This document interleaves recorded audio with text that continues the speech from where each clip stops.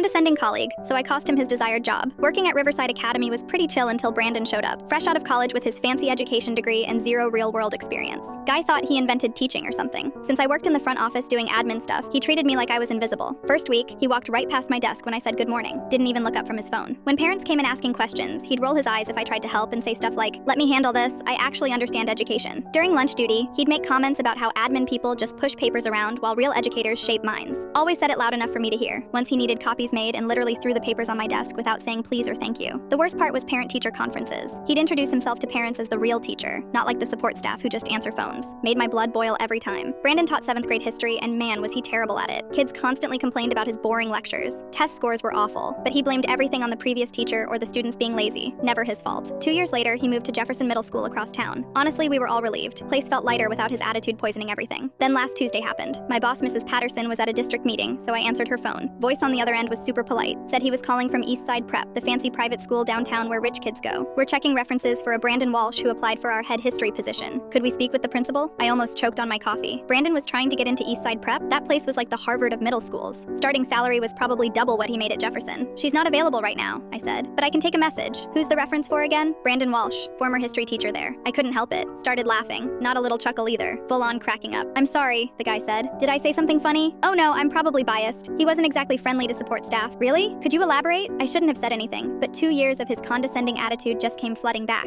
"Look, I'm just admin, but his history scores were the worst our school ever had. Kids hated his class. Parents complained constantly." Silence on the other end. Then, "That's very concerning. Thank you for being honest." When Mrs. Patterson got back, I told her about the call. She raised her eyebrows and dialed Eastside Prep immediately. They asked if I'd rehire him, she told me after hanging up. I said absolutely not. Told them about the parent complaints, the terrible test scores, how he treated staff. They sounded pretty shocked. We both started laughing. Not mean laughing, just the kind when karma finally shows up. Found out later through Facebook that Eastside Prep hired someone else, some teacher from California with amazing references. Brandon's still at Jefferson Middle School, probably wondering what went wrong.